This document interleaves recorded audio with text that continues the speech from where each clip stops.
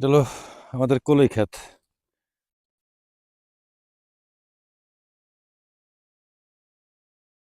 আহ, এটা সর্ষা ক্ষেত, সর্ষা।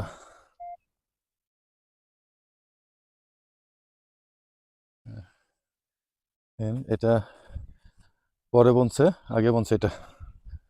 এটা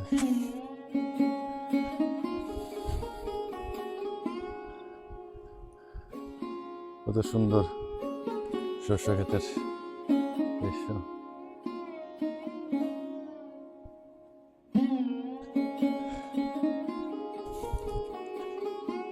বিকালবেলা চকের ভিতরে অন্যরকম একটা অনুভূতি লাগে। তো হাঁটলে ভালো নিয়ে যায়। আল্লাহ, মাশাআল্লাহ, কত সুন্দর প্রত্যেকটা। আহ, দেখেন এটা গ্রাম, চক দেখছেন, পুরা চক ভরা সর্ষা ক্ষেত।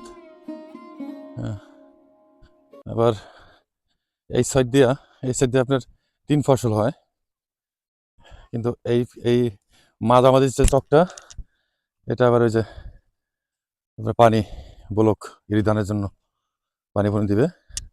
ওই যে মোটর পানি ছেড়ে দিছে, এই যে পানি আসতেছে, এই পানি দিয়া পুরা এই চকগুলান সব ভিজাই ফেলাইবে। ভিজাইলে নরম হবে, এখন তো অনেক শক্ত। নরম হলে তখন এটারে ট্রাক্টর দিয়া চাষ করবে, পরে ধান লাগাবে, ধান ওই বীজটা লাগাবে।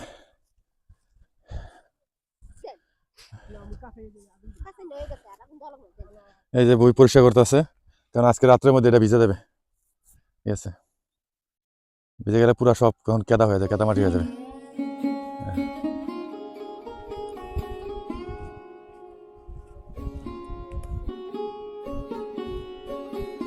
জাগে জাগে পাখি আসছে।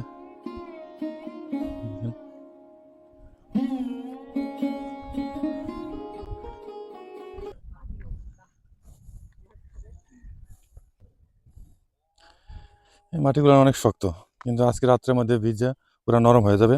তখন আল্লাহ এটা আবার ট্রাক্টর দিয়ে হাল চাষ করবে। হাল চাষ করার পরে এটা বাসন দেবে, তারপর আল্লাহ ধান ক্ষেতটা করবে কৃষকের।